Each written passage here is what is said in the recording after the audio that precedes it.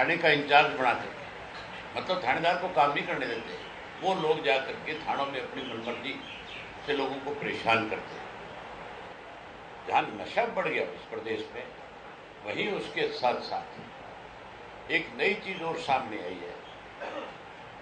आज पूरे प्रदेश के अंदर कोई गांव ऐसा नहीं है, कोई शहर और कस्बा ऐसा नहीं है जहां सैकड़ों सैकड़ों की संख्या में नौजवान जो है आज सट्टे की पेट में भी आया हुआ है। जो क्रिकेट का सट्टा है, इस तरह से अब हर चीज के अंदर सट्टा होने लगा और उस सट्टे के कारोबार में भी सरकार से जुड़े हुए लोग शामिल हैं। हैरानी की बात है, एक लड़का बिग बॉस से जीत करके आया, नाम था उसका एलवीएस यादव, और एक कार्यक्रम रखा गया गुड़गांव के अंदर उसको ऑनर करने का, जिसमें मुख्यमंत्री मुख्य अतिथि के रूप में गया। सरकार की बहुत बड़ी जिम्मेवारी होती है, जहां मुख्यमंत्री जाता है वहां विशेष रूप से इन बातों पे ध्यान दिया जाता है कि ये कार्यक्रम कराने वाला कौन व्यक्ति है, उससे किसको लाभ मिलेगा, कौन इससे प्रमोशन ले रहा है। इन सब चीजों को बारीकी से पहले देखा जाता है।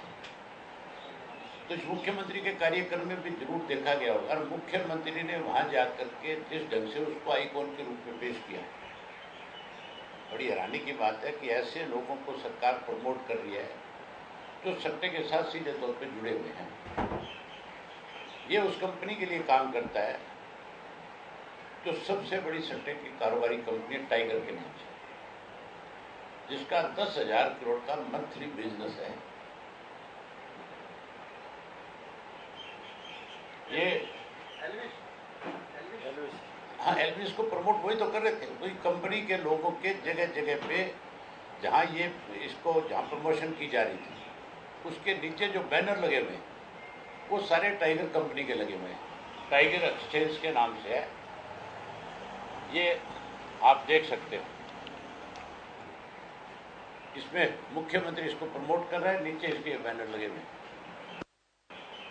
अगर मुख्यमंत्री ऐसे फंक्शनों का हिस्सा बनेगा, आज जो है कल का आप पूरे दिन का ट्रेंड देखोगे तो उससे आपको पता चलेगा, सारा दिन पीठ पे जो है मुख्यमंत्री को सरगना बता करके पूरे देश में नंबर 1 पे चलाए, और लोगों ने बहुत कुछ टैग करके बहुत कुछ लिखा गया इसके बारे में। अगर मुख्यमंत्री ऐसे काम करेंगे तो फिर मान के चलो युवा बर्बाद हो जाएगा, खत्म हो जाएगा। इस सरकार बनने के बाद जहां नशे से युवा को मार दिया, वहीं सट्टे से युवा को मार दिया।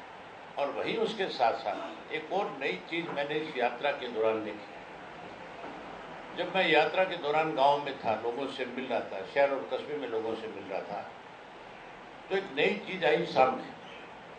पर्टिकुलर आपका जींद जिला, कैथल जिला और उसके बाद पानीपत डिस्ट्रिक्ट, पानीपत के बाद करनाल, कुरुक्षेत्र, ये आपका कैथल का, ये आपका जिला जो है यमुनानगर का, अंबाड़े का, यहाँ पे जो युवा है, गांव के गांव खाली हो गए। मैंने कल विधानसभा में भी ये मुद्दा उठाया था, और गांव के गांव जो खाली हो गए, उनमें एक सबसे बड़ी दिक्कत ये आती है कि जो बच्चे विदेश जा रहे हैं, वो विदेश को ये तो है नहीं कोई उनको जाते वहाँ कोई जॉब मिल जाएगी या कोई रोजगार मिल जाएगा, वो एक मजबूरी होगी इस प्रदेश को छोड़ने की। उन्हें सरकार की तरफ से पहले तो ये समझ भाग दिखाए गए थे कि हम 75% युवाओं को प्राइवेट एजेंसीज में नौकरी दिलाने का काम है, कॉर्पोरेट घरानों में नौकरी दिलाएंगे, फैक्ट्रियों में नौकरी दिलाएंगे। उन्हें इस किस्म का आश्वासन दिया गया था। मुख्यमंत्री की तरफ से भी घोषणा पत्र में कहा गया था कि 5 लाख को हम रोजगार देंगे। आज रोजगार नहीं है, नौकरी नहीं है। इसकी वजह से पढ़ा लिखा युवा जो है वो परेशान हो गया, उसको इस सरकार पे भरोसा नहीं रहा। इसलिए वो इस सरकार को विश्वास ना करके अपनी जमीन बेचता है। 2-2, 4-4 एकड़ जमीन के मालिक हैं गांव के अंदर लोग, और वो जमीन बेच करके माँ बाप को विवश करके अकेले अकेले बच्चे और विदेश जा रहे हैं। विदेश जाने के बाद उन्हें जॉब नहीं मिलती जल्दी से, उनके पास जल्दी से कोई रोजगार नहीं होता। बहुत सारे बच्चे डिपोर्ट होते हैं। जो डिपोर्ट होकर के आते हैं वो घर तो समझो सड़क पे आ जाता है, क्योंकि उसका सब कुछ बिका हुआ होता है। बहुत सारे बच्चे ऐसे जो डोंकी से जाते हैं, वो अपने जिस समय निर्धारित, जो स्थान उसका निर्धारित है, वहां तक पहुंच नहीं पाता, उससे पहले मर जाता है। कोई दिन ऐसा नहीं है हरियाणा प्रदेश में जिस दिन डोंकी से जाने वाले बच्चों में एक आधी डेड बॉडी हरियाणा में ना आती। पहले बच्चे को भेजने के पैसे लगते हैं, फिर उसकी डेड बॉडी मंगाने के पैसे लगते हैं। कई घर तो ऐसे हैं जिनके पास वो पैसा भी नहीं होता, फिर गांव के लोग पैसा इकट्ठा करते हैं और उसकी बॉडी को मंगाते हैं। बहुत सारे ऐसे बच्चे हैं विदेशों में इस सरकार की गलत पॉलिसी की वजह से, जिनके घर में पीछे कोई डेथ हो जाती है, बड़े बुजुर्ग, वो उनको कंधा देने भी नहीं आ सकते, क्योंकि उनके पास वीजा नहीं है, और वीजा नहीं है तो वहां नहीं सकेंगे, आएंगे तो फिर वापस नहीं जा सकते। किस तरह से इस सरकार ने गलत नीतियों की वजह से आज जो है युवा परेशान है। जहां युवा परेशान है, वहीं मैंने इस यात्रा के दौरान अब तक 3200 किलोमीटर की यात्रा मैंने करी है, और इस 3200 किलोमीटर की यात्रा में 76 विधानसभा क्षेत्रों में गया, लाखों लोगों से पर्सनली मिला हूं। मैं शहर में भी गया, कस्बे में भी गया और गांव में भी गया। 1600 से ज्यादा गांव, शहर और कस्बे मैंने कवर किए। शहरों की भी हालत बहुत खराब है। शहरों में एक अलग तरह की लूट इस सरकार ने मचा रखी है।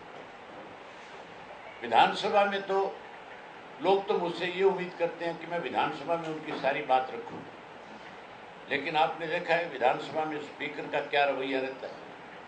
सरकार हर वक्त इस बात से डरी हुई है कि अगर अवैध सिंह को बोलने का मौका दिया तो तुम्हारी पोल खुल जाएगी, इसलिए किसी ना किसी बहाने से मुझे रोकने की कोशिश की जाती रहती है। समय निर्धारित कर देते हैं, 3 मिनट में अपनी बात रख लो, 5 मिनट में अपनी बात रख लो, एक से ज्यादा क्वेश्चन नहीं पूछ सकते आप। मतलब सारे विधानसभा की भी इन्होंने धज्जियां उड़ा दी। कल जो इश्यू था पानी का, बाढ़ का, वो बहुत बड़ा इश्यू था, और उसके ऊपर जब हम चर्चा कर रहे थे, जब हम सरकार की नाकामियां सरकार को बता रहे थे भी कम से कम तुम आगे से इस बात का ध्यान रखना, मैंने ये पूछा था कि मुख्यमंत्री ने जो 1100 करोड़ रुपया मंजूर किया था 19 जनवरी 2023 को, वो पैसा कहाँ खर्च किया गया उसको बताया जाए। मेरे जवाब में ये बात नहीं आई कि वो पैसा कहाँ खर्च किया गया, उसको गोलमाल कर दिया गया सारे। वो पैसा जो मंजूर किया गया था वो पानी रोकने के लिए, बाढ़ से बचाव के लिए किया गया था, और वो पैसा अब ये कागजों में दिखाएंगे कि पानी के साथ बह गया सारा का सारा, कि हमने ये ड्रेन साफ करी थी, हमने ये ड्रेन साफ करी।